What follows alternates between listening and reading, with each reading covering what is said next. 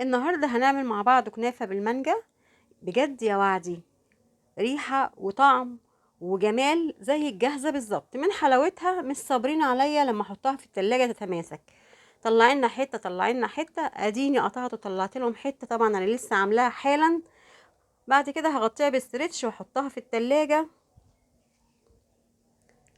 حطيتها في التلاجة، خدت لها ساعتين كده او ساعتين ونص. اللي ما خدتش برضو كفايتها، بس حلوة متماسكة زي ما احنا شايفين زي الفل اهي. هبتدي بقى اقطعها ونطلع كده منها حتة. بجد خطيرة، وعايزة اقولك ما كلفتنيش يعني نص المبلغ اللي هشتريها بيه من بره. وكفاية ان انت اللي عاملاها بايديكي وده نظافتها. بصوا الجمال والحلاوة. جربوا الطريقة دي وهتطلع مضمونة وزي الجاهزة بالظبط. بجد مفيش احسن من كده. يلا بينا بقى نشوف المكونات بتاعتنا. انا هنا جايبة نص كيلو كنافة. بعد ما احمصه طبعا يعني مش هستعمله كله.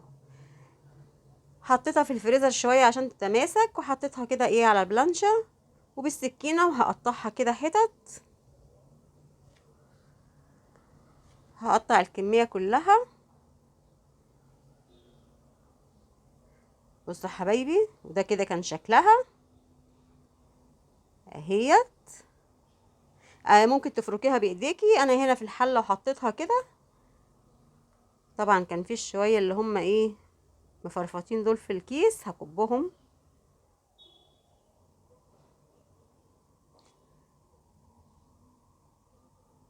هفرفطها كده لو فيها حته يعني ماسكه نفسها ولا حاجه، نفكها من بعضيها عشان تبقى سهله معانا في التحمير. ممكن كمان بدل ما تحمريها على البوتاجاز من فوق تحطيها في صينيه وتحط لها السمنه، كل شويه تطلعي تقلبيها. بس انا بالنسبه لي كده اسهل.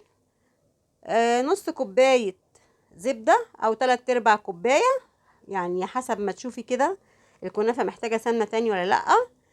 وهقلبهم كده ببعض، نخلي الكنافه تتشرب من السمنه كده. تمام، هرفعها بقى على النار. انا هنا رفعتها على النار، وطبعا كل شويه هقلب فيها واخلي بالي منها، لان ممكن ايه في لحظه كده تتلسع مننا. هي بتاخد وقت، يعني بتاخد شويه كده حلوين معانا بتاع تلت ساعه. هي ابتدت اهي ايه يعني الكثافه بتاعتها تقل وتخشول معايا في التحمير. انا طبعا بسرع لكم الفيديو لاني بقول لكم قعدت حوالي تلت ساعه بحمر فيها.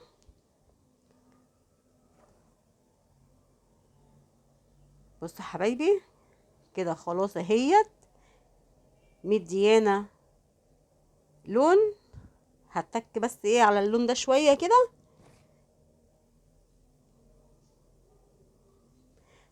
بصوا الجمال والحلاوه.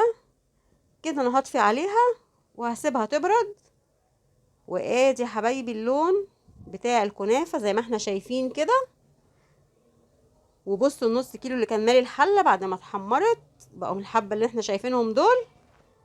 دلوقتي بقى هجيب معلقتين سكر كبار او 3 معالق حسب رغبتك. انا مش عايزاها مسكره قوي. وكمان هحط حوالي معلقه فانيليا بودره. طبعا ما ينفعش نحط هنا فانيليا سايله خالص، لازم فانيليا بودر. وهقلب بقى تقليبه حلوه. والله على الريحه كده، الفانيليا مع السكر مع الكنافه والسمنه ريحه خطيره. هنقلب تقليبه حلوه لغايه السكر ما يندمج مع الكنافه. بصوا مفيش سكر خالص باين. المرحله اللي بعد كده بقى معايا كوبايه من الكريم الشانتيه، ومعايا كوبايه حليب مثلجه، بس انا هنا حاطه 3/4 لبن على ربع ميه. ومعايا المكون بقى اللي هيدي طعم ويوديها في يعني في حته تانية خالص. اللي هو ايه، ها انتوا شفتوا العلبه؟ قولوا معايا. كاستر. حطينا هنا معلقتين كبار هرميين كده من الكاستر. كاستر فانيليا بيودي الكنافه في حته تانية خالص. هنزل ب3/4 كوبايه اللبن، وهقلب بس الاول كده قبل ما اشغل المضرب عشان طبعا ما يطرش عليا زي ما احنا عارفين كده كلنا ستات بيوت وفاهمين. وهبتدي بقى اشغل المضرب. هسيب المضرب كده شغال، كل 3 دقايق افصله اريحه شويه واكمل تاني. بصوا القوام. انا جبت كيس تلاجة وهحطه فيه الكريم شانتيه. وبعد كده انا هنا معايا كوبايه عصير بيور، مش ضايفه عليها ميه ولا سكر ولا اي حاجه. جبت القالب اللي انا هعمل فيه الكنافه. اي قالب عندك، صينيه مدوره، قالب بايركس زي دوت، اي حاجه تحبي تعملي فيها. وحطيت كده 2 3 من العصير البيور وفردتهم في قلب الطاجن. وبعد كده هنزل بالكنافه. طبعا انا بحط كده الكنافه بوزعها عشان ما تبقاش محطوطه في حته واحده، واجي اقلبها او افردها تبهدل لي المانجا اللي انا حطيتها من تحت. بالراحه كده وهنفرد الكنافه. انا هنا عامله السمك مش تخين، انا عامله رقيق عشان تبقى زي الجاهزه كده. هبتدي ان انا اساوي كده الكنافه واضغط عليها. بعد كده هوزع الكريم شانتيه.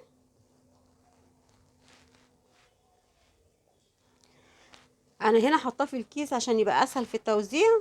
وهوريكم كمان ان انا يعني هحط الكريم شانتيه بالمعلقه كده من غير توزيع. بعد كده هنحاول نفردها شويه كده مع بعض.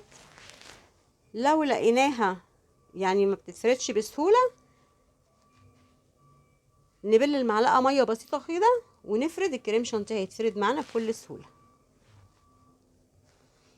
فردنا هنا الكريم شانتيه وزي الفل. هبتدي بقى ارص طبقه مانجا. انا هنا المانجا مقشراها ومقطعاها لشرايح. نرص كده المانجا. طبعا الرصه دي انتي وذوقك، زي ما تحبي تقطعي المانجا قطعيها، بس انا حبيت اعملها كده شرايح كده.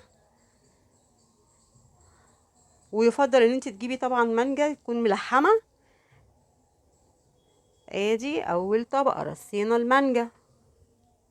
هنزل بكنافه تاني. يبقى انا كده حطيت طبقه خفيفه من عصير المانجا البيور، وبعد كده حطيت كنافه وحطيت كريم شانتيه ورصيت المانجا ونزلت بطبقه تاني من الكنافه. هفرد الكنافه كده، نحاول نخليها متساويه.